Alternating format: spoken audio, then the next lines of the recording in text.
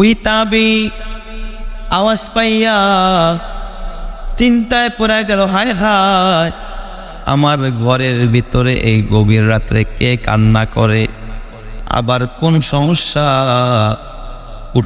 উঠে বসলেন, কান পেতে দেখে পাশের রুমে ওই যে পাগলনি যে দাসীটা ছিল, এই দাসীটা সেজদায় গোরা মালিকের সাথে গুনগুন করে কাঁদে আর কথা কয়, যেরকম সুবহানাল্লাহ। কার সাথে কথা কয়? আল্লাহ। ওই তাবি খেয়াল করলেন, দেখি কি বলে। হঠাৎ তার কানের ভিতরে আওয়াজ ভাইসা আসলো। ওই দাসী কখনো সেজদায়, কখনো বৈশা, কখনো দাঁড়ায়, কখনো মোনাজাত দিয়া দাসী আল্লাহর কাছে কান্দে আর আল্লাহরে ডাক দিয়া কা, আল্লাহ তুমি তো আমারে বড় ভালোবাসো, আমারে বড় মহব্বত করো, কোনো সন্দেহ নাই। আল্লাহ তুমি আমাকে বড় ভালোবাসো, আমাকে বড় মহব্বত করো।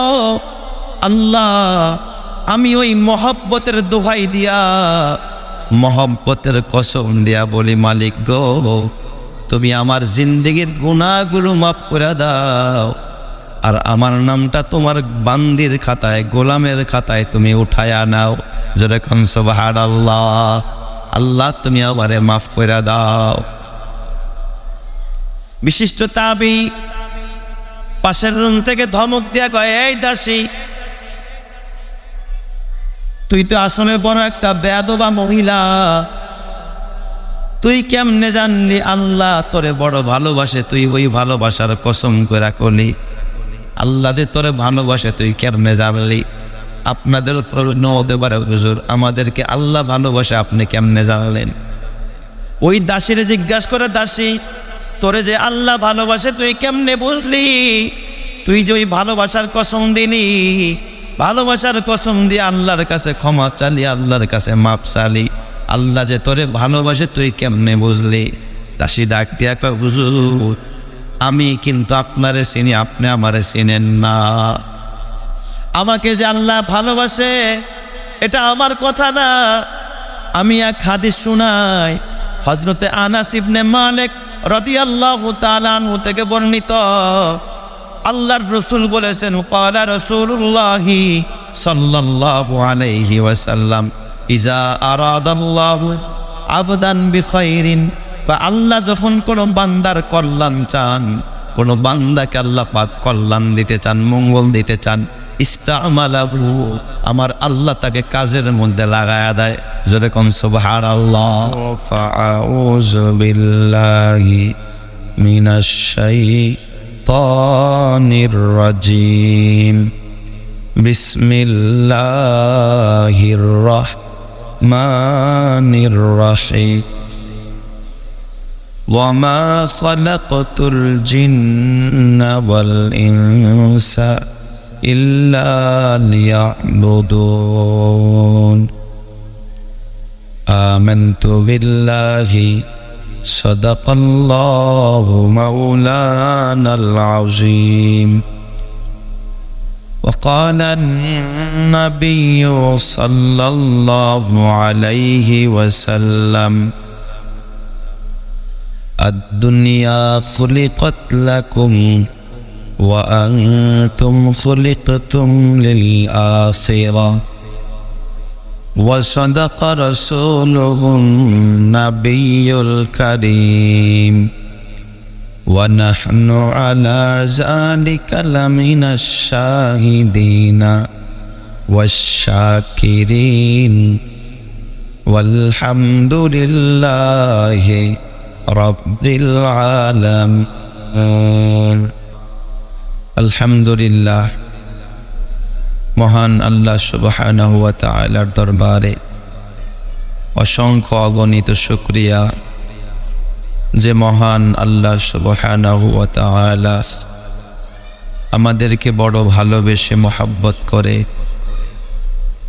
এই শীতের মধ্যে দুনিয়াবি সমস্ত কর্মব্যস্ততাকে উপেক্ষা করে গুনাহের পরিবেশকে পরিত্যাগ করে আল্লাহর পছন্দের জায়গা আল্লাহর ঘর মসজিদে আল্লাহ আসার বসার সমবেত হওয়ার সুযোগ এবং তৌফিক যে মহান রব করে দিলেন, তার দরবারে জবান ছেড়ে ভক্তি ভরে মহাব্বতের সুরে কালিমাতুশ শুকর আদায় করে বলি আলহামদুলিল্লাহ।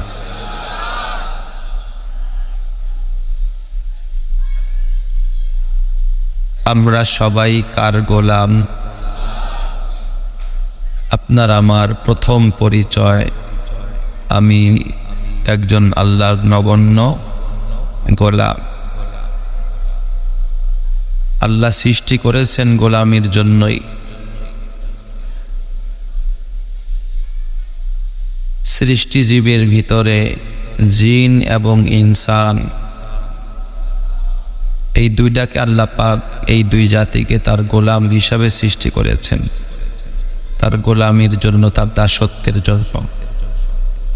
আল্লাহর কোরআন বলে ওয়ামা খালাকতুল জিন্না ওয়াল ইনসা ইল্লা লিয়াবুদুন, আমি জিন আর ইনসানকে শুধুমাত্র কেবলমাত্র আমি রবের গোলামির জন্য, আমার দাসত্বের জন্য সৃষ্টি করেছি।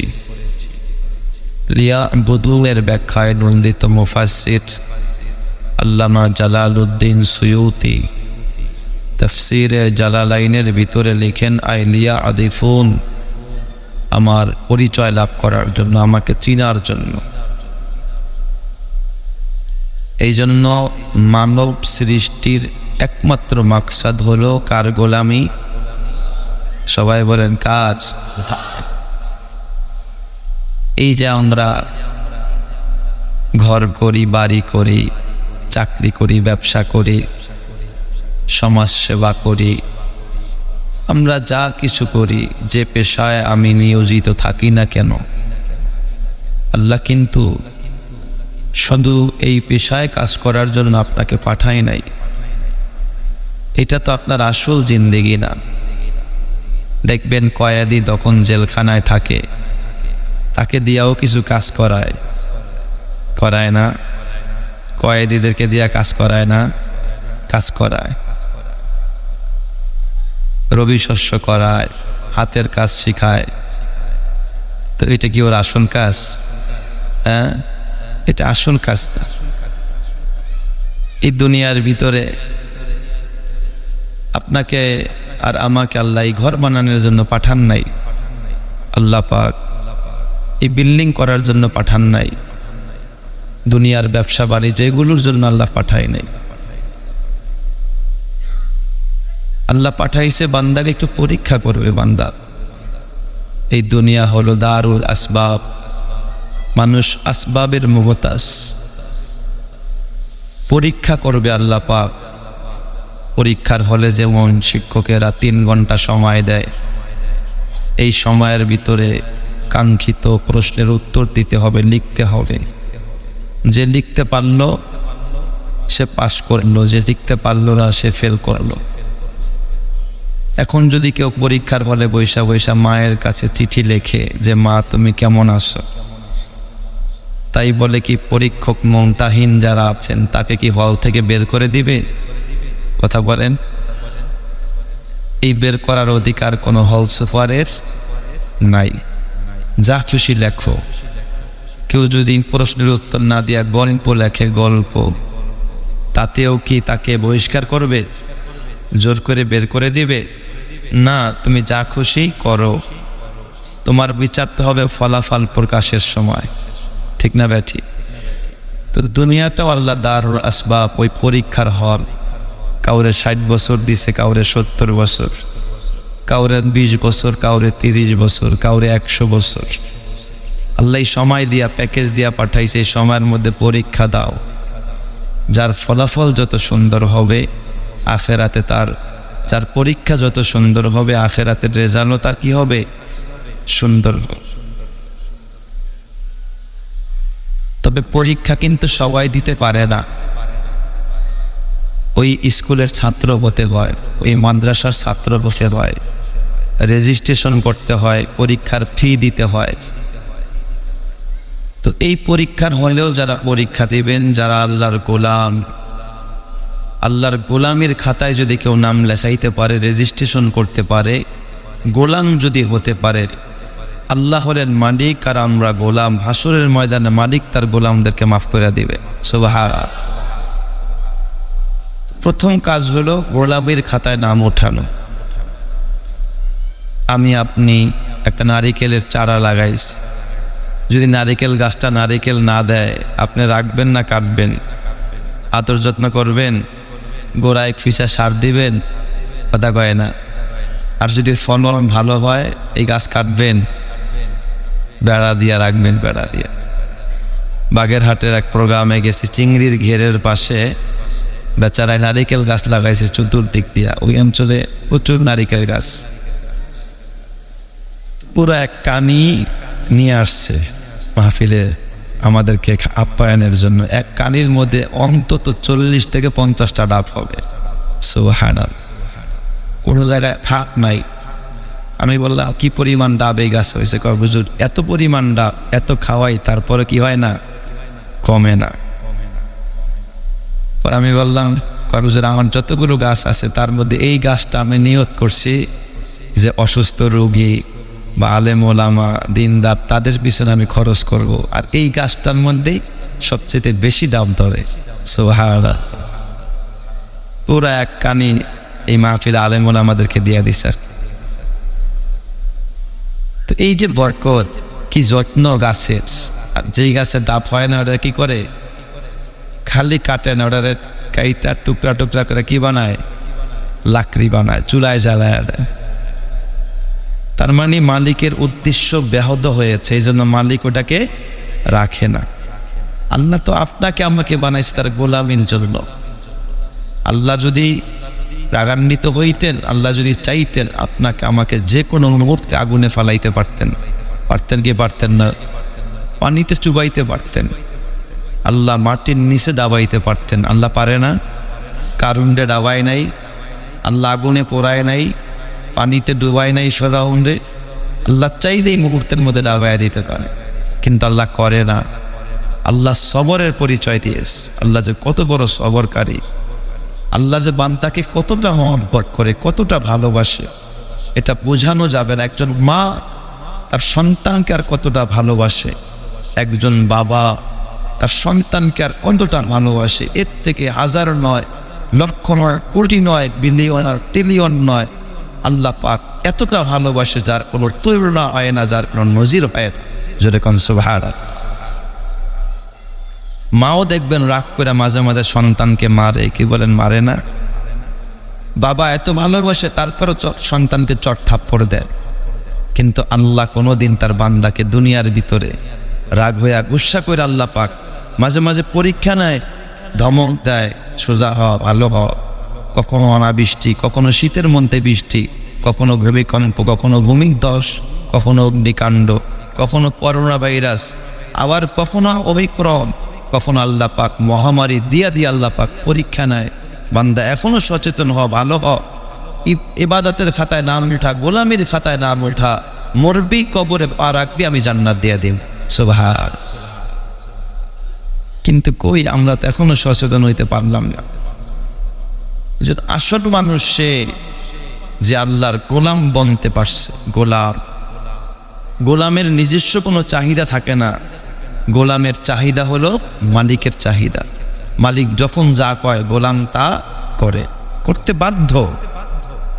তার মানে আমরা মালিকের চাহিদা মতো চলি না, মানে মালিকের কি হইতে পারি নাই, সঠিক অর্থে গোলাম হতে পারি।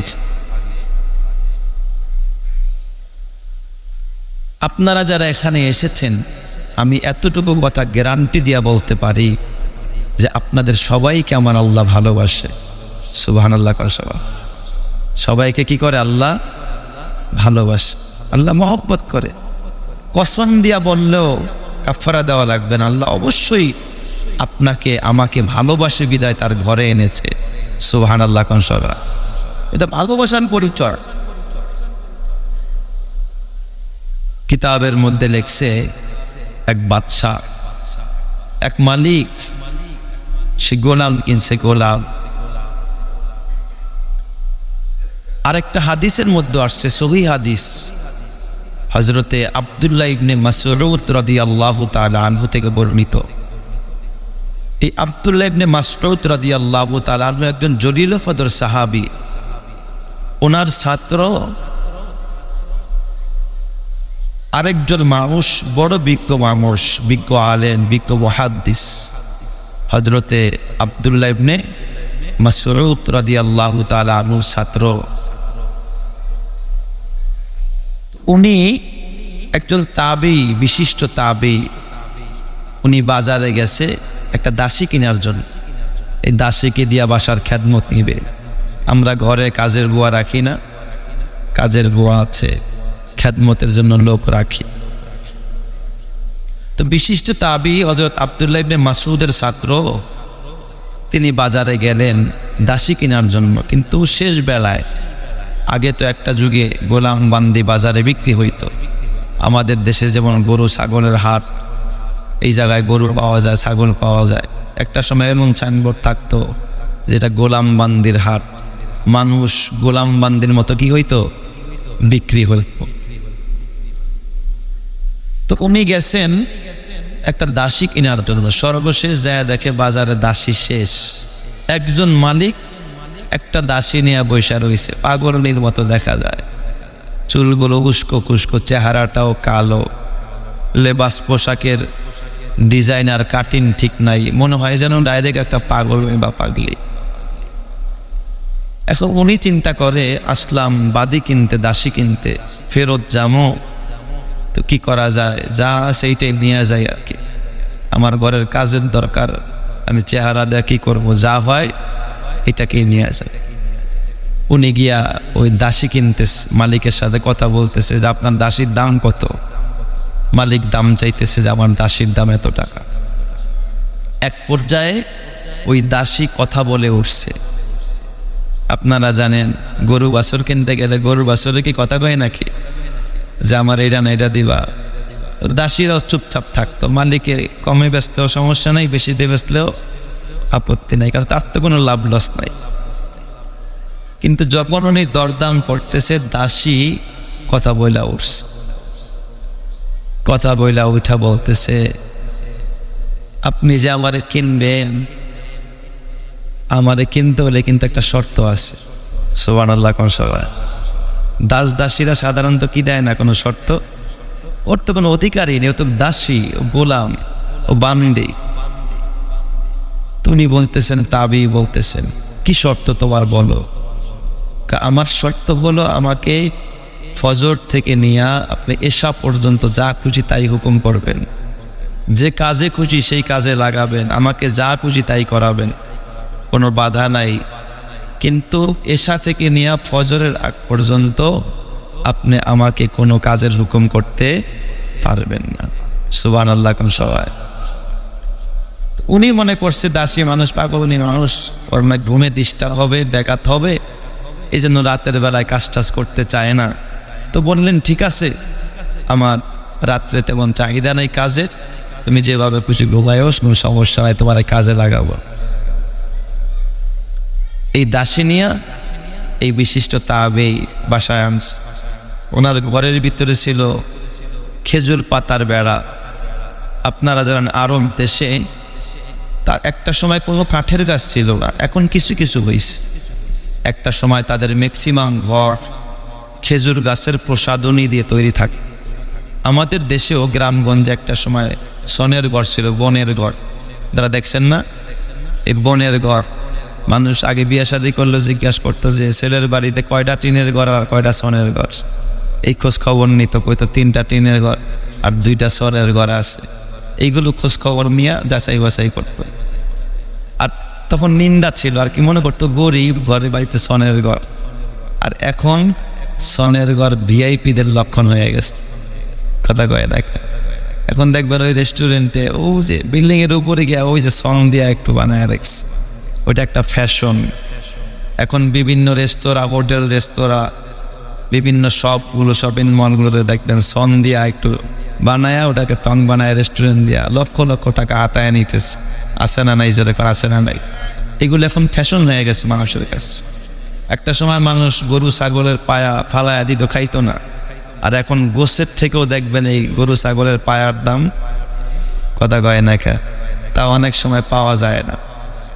আগে মানুষ দেখতাম যখন কাজায় হাজত উজু ইস্তেঞ্জার দরকার পড়তো, বাথরুমে যাওয়ার দরকার পড়তো, দৌড়ায় ঘাটায় যাইতো, ঘরের পিছনে পুকুরের পারে, ওখানে গিয়ে প্রস্রাব পায়খানা করতো। আর এখন যদি ওই আধা মাইল দূরে রাস্তায় থাকে, প্রস্রাবে আর পায়খানায় ব্যাক করলে দৌড়ে ঘরে ঢুকে, কথা কয় না সবাই। এখন সব ঘরে একেবারে খাওয়ার রুমের পাশেই নিয়ে লাগাইছে। সামনে যে কি হালাত হয়, সব উল্টা চলতেছে, ঠিক না ভাই? ঠিক যেটা কর, এগুলো আমাদের হালাত। ওনার ঘরের পার্টিশন ছিল খেজুর পাতার বেড়া, এ পাশ থেকে ও পাশে দেখা যায়। দাসির এক পাশে থাকতে দিছে, আর উনি আরেক পাশে থাকে। রাতের বেলায় ঘুমিয়ে আছে, হঠাৎ ওই বিশিষ্ট তাবেঈ ঘুমের ঘরে আওয়াজ পায় কে যেন গুনগুন করে কান্না করতেছে। ওই তাবেঈ আওয়াজ পাইয়া চিন্তায় পড়ে গেল, হায় হায়, আমার ঘরের ভিতরে এই গভীর রাত্রে কে কান্না করে, আবার কোন সমস্যা? উঠে বসলেন, কান পেতে দেখে পাশের রুমে ওই যে পাগলনি যে দাসীটা ছিল, এই দাসীটা সেজদায় পুরা মালিকের সাথে গুনগুন করে কাঁদে আর কথা কয়, যেরকম সুবহানাল্লাহ। কার সাথে কথা কয়? আল্লাহ। ওই তাবেঈ খেয়াল করলেন, দেখি কি বলে। হঠাৎ তার কানের ভিতরে আওয়াজ ভাইসা আসলো। ওই দাসী কখনো সেজদায়, কখনো বৈশা, কখনো দাঁড়ায়, কখনো মোনাজাত দিয়া দাসী আল্লাহর কাছে কান্দে আর আল্লাহরে ডাক দিয়া কা, আল্লাহ তুমি তো আমারে বড় ভালোবাসো, আমারে বড় মহব্বত করো, কোনো সন্দেহ নাই। আল্লাহ তুমি আমাকে বড় ভালোবাসো, আমাকে বড় মহব্বত করো। আল্লাহ আমি ওই মহব্বতের দোহাই দিয়া, মহব্বতের কসম দিয়া বলি, মালিক গো তুমি আমার জিন্দেগির গুনাহগুলো মাফ করে দাও, আর আমার নামটা তোমার বান্দির খাতায়, গোলামের খাতায় তুমি উঠায়া নাও। যেরকম সুবহানাল্লাহ, আল্লাহ তুমি আমারে মাফ করে দাও। বিশিষ্ট তাবেঈ পাশের রুম থেকে ধমক দিয়া কয়, এই দাসী, তুই তো আসলে বড় একটা বেয়াদবা মহিলা, তুই কেমনে জানলি আল্লাহ তোরে বড় ভালোবাসে? তুই ওই ভালোবাসার কসম করে কলি, আল্লাহ যে তোরে ভালোবাসে তুই কেমনে জানলি? আপনাদের প্রশ্ন হতে পারে, হুজুর আমাদেরকে আল্লাহ ভালোবাসে আপনি কেমনে জানলেন? ওই দাসীরে জিজ্ঞাসা করে, দাসী তোরে যে আল্লাহ ভালোবাসে তুই কেমনে বুঝলি? তুই যে ওই ভালোবাসার কসম দিলি, ভালোবাসার কসম দিয়ে আল্লাহর কাছে ক্ষমা চালি, আল্লাহর কাছে মাপ চালি, আল্লাহ যে তোরে ভালোবাসে তুই কেমনে বুঝলি? দাসী ডাক দিয়া কয়, হুজুর আমি কিন্তু আপনারে চিনি, আপনি আমারে চিনেন না। আমাকে যে আল্লাহ ভালোবাসে এটা আমার কথা না, আমি এক হাদিস শুনাই, হযরতে আনাস ইবনে মালিক রাদিয়াল্লাহু তাআলা আনহু থেকে বর্ণিত।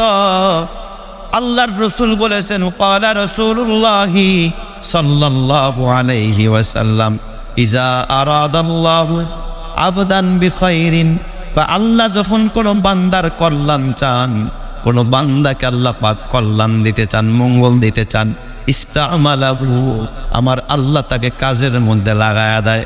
যেরকম সুবহানাল্লাহ, আমলের মধ্যে লাগায়া দেয়। কিলা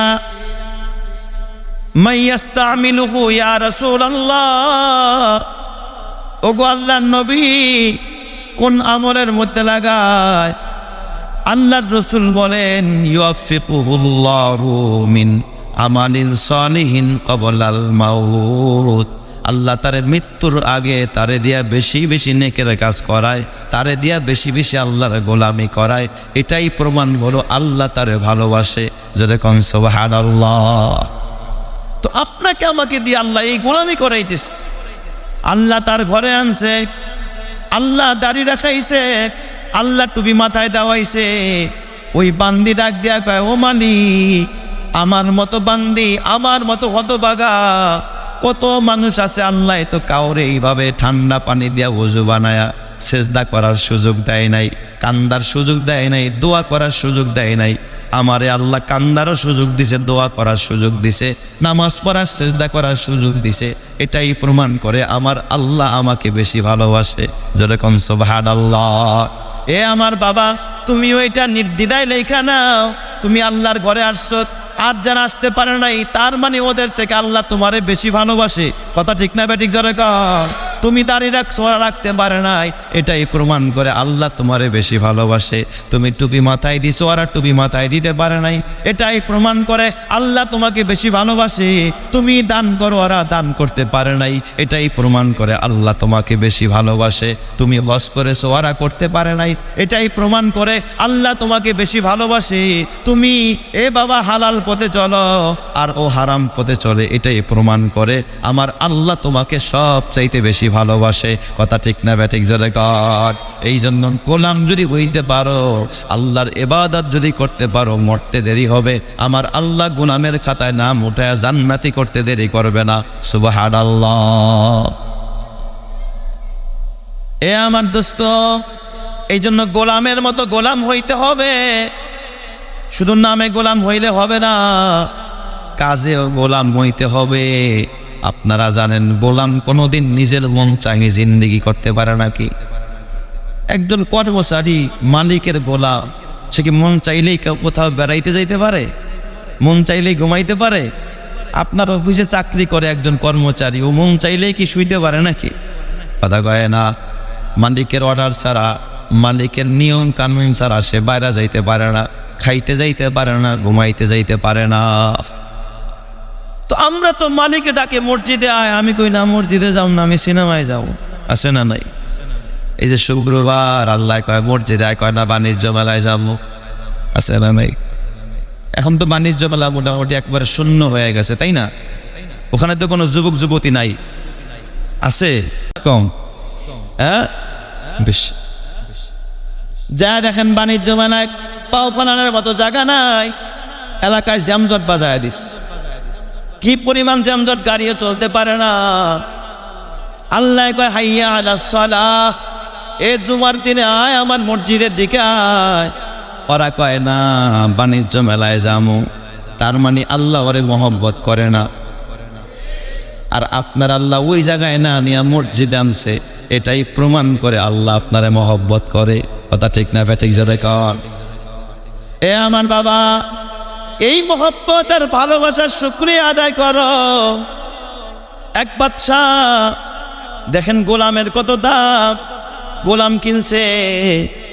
গোলাম রে বাসায় না বাদশা আর ভালো মানুষ, গোলাম রে জিগায় গোলাম তুই কতক্ষণ কাজ করতে চাস? কয় বাদশা আমি গোলাম মানুষ, আপনি যতক্ষণ বলবেন আমি অতক্ষণই করবো। সুবহানাল্লাহ কোন সবাই? কয় তুই কখনো ঘুমাইতে চাস? কয় বাদশা আমি কি আমার মন চাহি মতো ঘুমাইতে পারবো নাকি?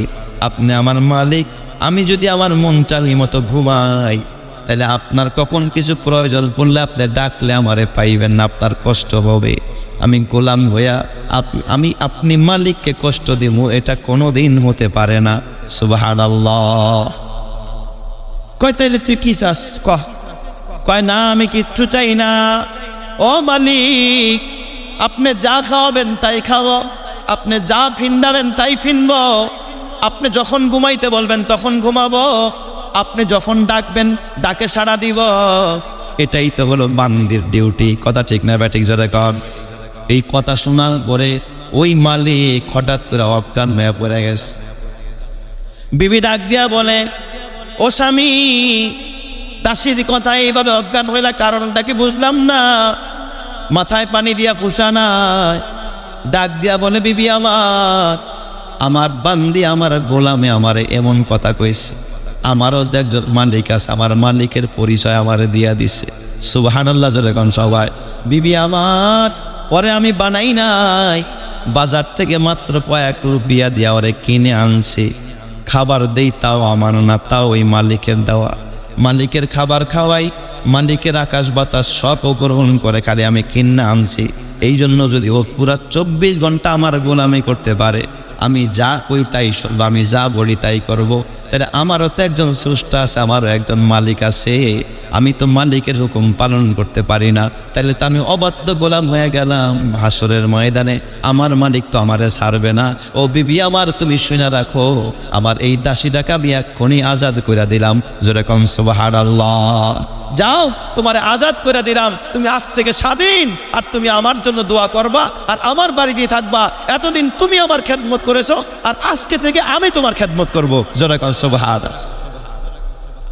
এই জন্য আল্লাহ নবী কয়, আত-দুনিয়া খুলিকাত লাকুম ওয়া আনতুম খুলিকতুম লিল আখিরাহ।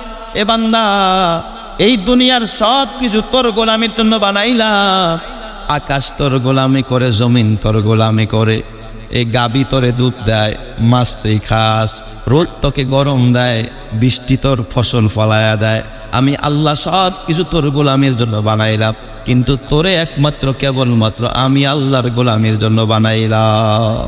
বান্দা, তুই আমার গোলামি কর, তুই আমার গোলাম হয়ে যা, খালি গোলামের খাতায় নামটা উঠায়া দে, গোলাম হইয়া দেখ, আমি আল্লাহ তোর পুরা জিম্মাদারি পালন করে জান্নাতে পৌঁছায়া দেব। সুবহান। আমার বাজান, একজন প্রকৃত গোলামের কত দাম, একজন আল্লাহওয়ালার কত দাম। তার খাবার নিয়ে টেনশন নাই, তার পানি নিয়ে টেনশন নাই। যদি গোলামের মতো গোলাম হইতে পারো। কিতাবের মধ্যে লেখে, মুসা আলাইহিস সালামের জমানা, কার জমানা? মুসা নবীর জমানা। এই মুসা আলাইহিস সালাতু ওয়াস সালাম এত বড় জলিল কদর পয়গম্বর মুসা নবী একদিন হঠাৎ করে তার বাসায় আল্লাহ পাক জিব্রাইল পাঠায় দেয়, জিব্রাইল তাড়াতাড়ি যা, হযরতে মুসারে জানায়া দে, ওই জঙ্গলের ভিতরে আমার এক বন্ধু ইন্তেকাল করছে, আমার এক ওলি ইন্তেকাল করছে, তার গোসল দেওয়ার লোক নাই, কাফন দাফনের কোনো মানুষ নাই। মুসারে বলে দে, মুসা যেন সেখানে গিয়া এই আমার বন্ধুটাকে, আমার ওলিটারে গোসল দেয়, কাফন পরায়, আর নিজের হাতে কবর খনন কইরা জানাজা দিয়া তারা দাফন কইরা দেয়। জোরে কোন সুবহানাল্লাহ। যুগের একজন শ্রেষ্ঠ পয়গম্বরকে আল্লাহ পাক জিব্রাইলের মারফতে এই হুকুম দেয়। হযরতে মুসা কালিমুল্লাহ আলাইহিস সালাতু ওয়াস সালাম ওই জঙ্গলের দিকে রওনা। জঙ্গলে যায় দেখে কোথায় আল্লাহর ওলি ইন্তেকাল করেছে। হঠাৎ যখন গভীর জঙ্গলে ঢুকলো, ঢুইকা দেখে কোথায় আল্লাহর ওলি, একটা লোক মরে আছে। এই লোকটা দেখাই চিনে ফেলছে, এটা দিয়ে এলাকার সবচেয়ে বড় মদখোর। এটা সবচেয়ে কি বড় মদখোর, এটা মদ খায়, এটা দিয়ে গাঞ্জাখোর, দাড়ি নাই, টুপি নাই, নামাজ নাই, রোজা নাই, এটা তো সবচেয়ে বড় মদখোর।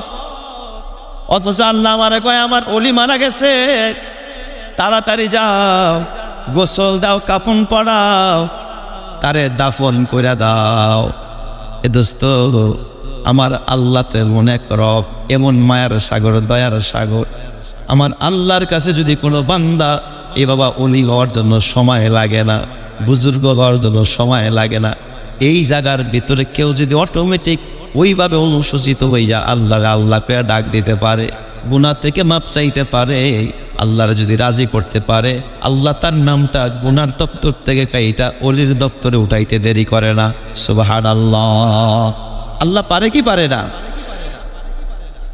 মুসা আলাইহিস সালাম, হযরতে মুসা কালিমুল্লাহ তুর পাহাড়ে চলে গেলেন। তুর পাহাড়ে গিয়া আল্লাহকে ডাক দিয়া, আল্লাহ, ও আকাশের মালিক, তুমি না বললা তোমার এক ওলি মারা গেছে, কই? আমি জঙ্গলে গিয়া দেখলাম কোনো ওলি নাই। এটা কোনো ওলি না, এটা তো একটা মদখোর মারা গেছে।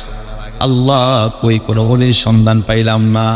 আল্লাহ ডাক দিয়া কয়, মুসা যাও যাও, আমার ওলি মারা গেছে, তাড়াতাড়ি আমার ওলিরে গোসল দাও, কাফন পরাও, দাফন করো, জানাজা পড়ায় কবরে রাইখা দাও। জোরে কোন সুবহানাল্লাহ। মুসা নবী যখন কথা বলতে হইতো, তুর পাহাড়ে যাইতে হইত। তুর পাহাড়ে দাঁড়ায় আল্লাহরে ডাক দিলে আল্লাহ ডাকে সাড়া দিত। কিন্তু আল্লাহ পাক এই নবীর উম্মতের জন্য কি সহজ করেছেন। এই উম্মত আল্লাহর রাখার জন্য মসজিদেও জায়গা লাগে না, মাদ্রাসায়ও যাওয়া লাগে না। কেউ যদি রাস্তায় দাঁড়ায় আল্লাহর ডাক দেয়, ব্যবসা প্রতিষ্ঠানে দাঁড়ায়ও আল্লাহর ডাক দেয়, এই সিনেমার হলের গেটে দাঁড়ায়ও যদি আল্লাহর ডাক দেয়, আমার আল্লাহ ওই জায়গার ভিতরে বান্দার ডাকে সঙ্গে সঙ্গে সাড়া দিয়া দেয়। সুবহানাল্লাহ। আল্লাহ সব জায়গায় বান্দার দোয়া কবুল করে। সুবহানাল্লাহ কর সবাই। এ আমার বাজান, হযরতে মুসা কালিমুল্লাহ আবারও জঙ্গলে গিয়া তালাশ করে, কোনো অলির সন্ধান পায় না। যায়া দেখে ওই লোকটাকে, এই যে মদখোর গাঞ্জাখোর। মুসা আলাইহিস সালাম আবারও বলে, আল্লাহ কোথায় কোনো অলির সন্ধান তো পাই না, আছে এক গুনাহগার, আছে এক নাফরমান। আল্লাহ কই কোনো অলির সন্ধান তো আমি জঙ্গলে পাই না। আল্লাহ তুমি কাকে অলি বললা? আমার আল্লাহ কয়, মুসা তাড়াতাড়ি যাও, আমার এই অলিটাকে গোসল দাও, কাফন পরাও, জানাজা পড়া দাফন করে যাও, তাড়াতাড়ি যাও। হযরত মুসা আলাইহিস সালাম জঙ্গলের ভিতরে গেলেন, যায়া ওই লোকটারে গোসল দিলেন, কাফন পরালেন, কবর খনন করে দাফন করলেন। এরপরে মুসা পয়গম্বর তুর পারে গিয়া সিজদায় পড়ে গেলেন, আল্লাহকে ডাক দিয়া বলে, আল্লাহ ও আল্লাহ, তুমি বললা ওই লোকটা নাকি তোমার বলি, তোমার বন্ধু, অথচ আমি যেটা জানি এর মতো নাফরমান আর কেউ নাই। আল্লাহ এ মদ খায়, নেশাগ্রস্ত থাকে, এই লোকটা আবার কেমনে ওলি হয়? আমার আল্লাহ ডাক দিয়া কয়, মুসা, এ মুসা, আমার রহমতের দরিয়াটা যে কত অসীম রে মুসা, তুমি তো জানো না। এই বান্দা যখন রাতের বেলায় মতের আড্ডা খানায় ছিল, মদ খায়া যখন মাতাল হয়ে গেছে, মুমূর্ষু অবস্থা, বন্ধু বান্ধব সব তারে পালায়া দিয়া চলে গেছে। মদের আড্ডা খানায় কোনো রকম যখন একটু হুঁশ ফিরে আসছে, এই বান্দা মাতাল অবস্থায় ঘরের দরজায় গিয়া দাঁড়ায় গেছে, বিবির ডাকতেছে, বিবি দরজা খোলো।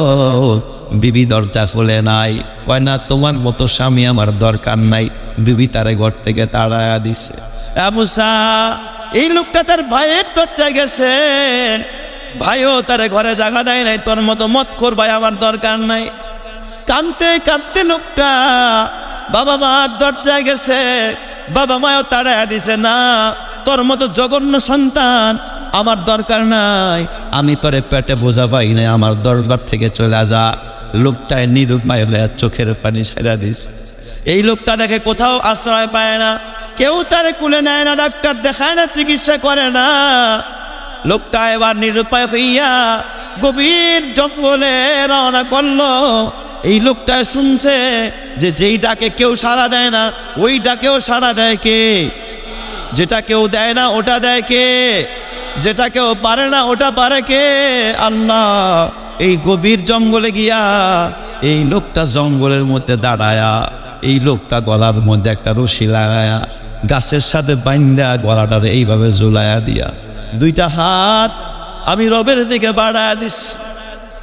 এই লোকটা চোখের পানি পালাইয়া বুক ভাজাইতেছে, আমার ডাক দিয়া বলে, আল্লাহ তুমি তো গফফার, আমি তো আল্লাহ গুনাহগার, আমি গুনাহগার, তুমি তো গফফার। আল্লাহ আমি নাফরমান, তুমি তো মেহেরবান। আল্লাহ আমার মায় তাড়ায়া দিছে, বাবায় তাড়ায়া দিছে, আমার বিবি আমারে ঘর থেকে বের করে দিছে, আমার ভাইরা বের করে দিছে। আল্লাহ তুমি তাড়ায়া দিলে আমি কার কাছে যাবো? আল্লাহ তুমি আমারে মাফ করে দাও। আল্লাহ তওবা করলাম, তোমার কাছে মাপ চাইলাম। আল্লাহ আর জীবনে মদ খাবো না, আর জীবনে নেশাগ্রস্ত হব না, আর তোমার হুকুম ছাড়বো না।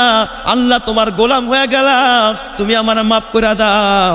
ও মুসা, এই বান্দা যখন ইনায়া বিনা আমি রবের কাছে কান্না আরম্ভ করছে, আমি আল্লাহ তার জিন্দিগির গুণাগুলো মাফ কইরা তার গুনার পরিবর্তে নেকি দিয়া তার নামটা আমি গুনাহগারের দপ্তর থেকে কাইটা ওলির খাতায় উঠাইয়া দিছি। চিৎকার মেরে কবি সুবহানাল্লাহ। এ আমার বাবা, তাই তো আমার আল্লাহ কুরআনুল কারীমের ভিতরে বলে, ফাসাব্বিহ বিহামদি রাব্বিকা ওয়াস্তাগফিরহু ইন্নাহু কানা তাওয়াবা। এ বান্দা, ফাসাব্বিহ তুই তোর রবের তাসবিহ পড়, সুবহানাল্লাহ সুবহানাল্লাহ জপ, ফাসাব্বিহ বিহামদি এবং আলহামদুলিল্লাহ বল। হামদ সানা পর রব্বিকা তোর রবের, ফাসাব্বিহ বিহামদি রব্বিকা, তুই যদি তোর রবের তাসবিহ পড়স, তুই যদি তোর রবের হামদ পড়স, ইন্নাহু কানা তাওয়াবা, আমার রব তো এমন এক রব যেই রব তওবা কবুলকারী। তাওয়াব বলা হয় বারবার তওবা কবুল করে। সুবহানাল্লাহ জোরে কোন সবাই। আপনি একটা ভুল কইরা বারবার মার কাছে গেল মায় মাফ করে না, বারবার সমাজ সেবকের কাছে গেল মাফ করে না, যে তোমার গত টিপে মাফ করছে এবার মাফ করবো না, জরিমানা দিয়া যাও, ঠিক না ব্যাটিক জোরে কর। বারবার দুনিয়ার কেউ মাফ করে না, বারবার অন্যায় করলে কোনো মালিকও চাকরি রাখে না, চাকরি থেকে বরখাস্ত করে দেয়। আল্লাহ কয় গোলাম তুই যদি বারবার গুনাহ করস আর বারবার আমার কাছে আইসা ডাকোস, আমার কাছে তওবা করস, আমার কাছে ক্ষমা চাস, ইন্নাহু কানা তাওয়াবা, আমি আল্লাহ শুধু তওবা কবুলকারী তা না, আমি বারবার তওবা কবুলকারী। যতবার অন্যায় করবি আমার কাছে ক্ষমা চাবি, আমি আল্লাহ সঙ্গে সঙ্গে তোরে মাফ কইরা তোর নামটা ওলির দপ্তরে উঠাইয়া দেব। জোরে কোন সুবহানাল্লাহ। এই জন্য আমার বাবা বেশি বেশি তওবা করার দরকার আছে না নাই? আর আমরা গোলাম হব কার? গোলাম তো মন চাই জিন্দিগি করে, নাকি রব চাই জিন্দিগি? রব চাই জিন্দিগি। মন চাইলে ঘুমায় থাকা যায় না, মন চাইলে খেলা যায় না। এ বাজান, এই জন্য নামাজের জন্য যখন আল্লাহ ডাকে, এ মালিক যদি গোলামরে ফোন দেয়, ড্রাইভারে যদি তার মালিকে ফোন দেয় এখন একটু আসতে হবে, বলেন তো সে যাবে কি যাবে না? খাইতে বসছে গরম ভাত, মাছ নিছে, মাছ ভাঙছে, কাটা বাচ্ছে, মুখের মধ্যে দিবে, কয় তুই যেখানে আসিস ওখান থেকে আয়। বলেন এই ড্রাইভার সাহেব বসে থাকবে? হ্যাঁ, সঙ্গে সঙ্গে তোর মালিকে ডাকছে, এ তোর বসে ডাকছে। নেতায় যদি সাধারণ একজন কর্মীরে কয় তুই কোথায় আসোস, 2 মিনিটের মধ্যে তোরা দেখতে চাই। ও যে অবস্থায় থাকুক, নতুন বউ কাছে থাকুক আর মা কাছে থাকুক, বাবা কাছে থাকুক, বলেন যাবেন কি যাবে না? সঙ্গে সঙ্গে ডাকে সাড়া দেয়। তাহলে বলেন তো আমার আল্লাহ কি এর থেকে ছোট হয়ে গেল নাকি? আল্লাহ যখন ওটাইকে তোরে পায় না, আসরে ওটাইকে পায় না, মাগরিবে ওটাকে বান্দায় হাইয়া আলাস সালাহ হাইয়া আলাল ফালাহ, আয় আমার গোলামি কর, আয় আমার মসজিদে আয়, আল্লাহ ওটাইকে পায় না। অতএব তোমার মতো নাফরমান আর অবাধ্য গোলাম কেউ হতে পারে না, ঠিক না ব্যাটিক জোরে গান। এই জন্য গোলামের খাতায় নাম উঠাইতে হলে নামাজ পড়তে হবে কয় ওয়াক্ত? সবাই বলেন 5 ওয়াক্ত। এই জুমার মতো মুসল্লি যদি 5 ওয়াক্ত নামাজে হইতো, এই জমিনের ভিতরে আমার মনে হয় আল্লাহ বনি ইসরায়েলের মতো মান্না আর সালওয়ার মতো খাবার প্রত্যেকের ঘরের মধ্যে পৌঁছায়া দিত, ঠিক না ব্যাটিক জেলে গা। এই জন্য আমরা জুমা পড়তে পারি, তাহলে বোঝা গেল উক্তিয়াও ইচ্ছা করলে পড়া কি বলেন যায় কি যায় না? আমরা একটু নিয়ত করে নিই ইনশাল্লাহ আর উক্তিয়া নামাজ কাজা করব না। কারা কারা রাজি একটু হাত দেখাই তো। আল্লাহ তুমি সবাইরে তৌফিক দান করো, সবাই বলি আমিন। আতনামাই আল্লাহ পাক আমাদের সবাইকে তার খাঁটি গোলাম হওয়ার, খাঁটি ইমানদার হওয়ার তৌফিক দান করুক।